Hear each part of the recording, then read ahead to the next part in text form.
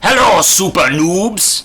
I want to talk to you about Greg the Babysitter, and it is a hilarious, adorable episode. I love it.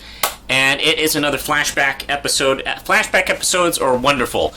We get to see a different side of this series, as well as different sides to Greg, the Crystal Gems, and of course Rose Quartz, which we do in this episode. To sum up the episode, it's essentially Steven asks Greg, how'd you get in charge of the car wash anyhow? And he tells him a little story about how when he fell in love with Rose, he kind of stuck around all the time. Sort of that in-between Doctor Who companion and a puppy. And didn't have a job. And Crystal Gems don't have jobs, and they don't need to eat, so he was kind of SOL on that kind of stuff. So he's penniless at this point in the story, and Vidalia gives him a babysitting job. And of course, he shows baby sour cream, which is like the cutest, funniest thing ever. And seriously, he has the same voice, the same male adult voice that he does in the present. Anyway, shows her to Rose, and Rose thinks, hey, that mini-human's cute, and takes him away and lets him do whatever he wants, which is climb up top on a Ferris wheel. Of course, Greg has to grab him, and he starts telling Rose, you can't let anything do. You can't let the baby do whatever it wants, because essentially, it has to be saved and taken care of. And then he kind of realizes, like, oh wait, I'm kind of like a baby right now. And just to hammer in that point, he's actually being carried by Rose in a little cart that looks a lot like a baby carriage.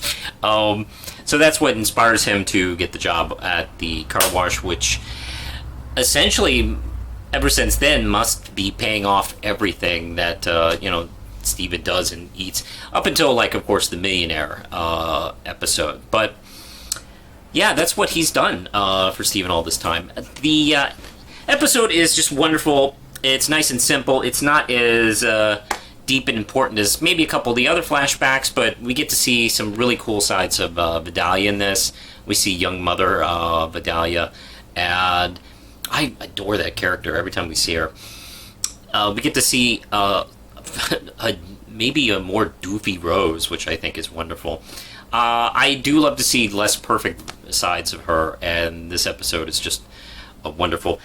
Outside of that, we get to see something specific about Rose and her philosophy, where she talks about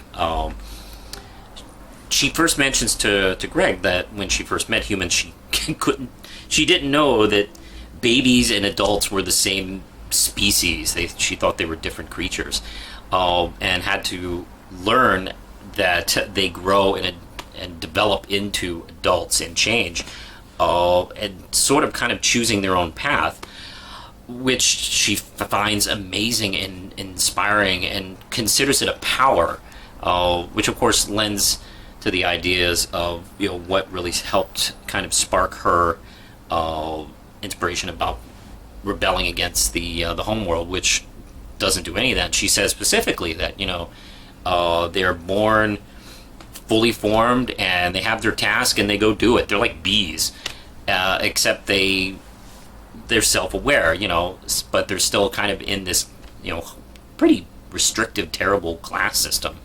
So we get to see a little bit of that, which I love so much about the show, is like, even in kind of cute, harmless episodes like this, you get to see something, a crack here and there, like, will reveal itself about the show and its characters.